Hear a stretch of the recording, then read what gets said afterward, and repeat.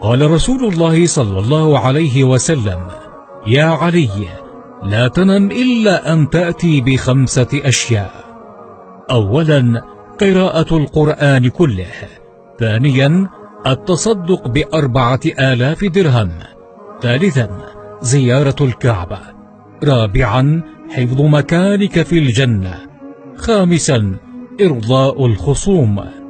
قال علي: كيف ذلك يا رسول الله؟ قال: أولا إذا قرأت سورة الإخلاص 3 مرات فقد قرأت القرآن كله. ثانيا إذا قرأت الفاتحة 3 مرات فقد تصدقت ب4,000 درهم. ثالثا وإذا قلت لا إله إلا الله وحده لا شريك له، له الملك وله الحمد، يحيي ويميت وهو على كل شيء قدير 10 مرات فقد زرت الكعبة. رابعا وإذا قلت لا حول ولا قوة إلا بالله العلي العظيم 10 مرات فقد حفظت مكانك في الجنة.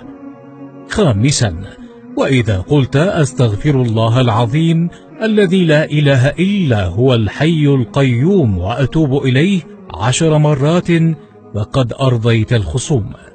ولتعلم يا من يقرأ بأن الله يراك، ولتختبر قوة إيمانك ومدى تأثير الشيطان، ولتعلم بأن إعادة إرسالها لن يكلفك الشيء الكثير بل سيزيد من أجرك، وأنها لصدقة جارية تنفعك يوم لا ينفع مال ولا بنون. اللهم اغفر وتب واستر وتقبل، ووفق من ساعد في نشرها وكتبها ولوالديهم ومن أمن عليها. يا حي يا قيوم أنر وجوههم وزدهم إيمانا، واستر عليهم في الدنيا ويوم العرض. اللهم آمين آمين.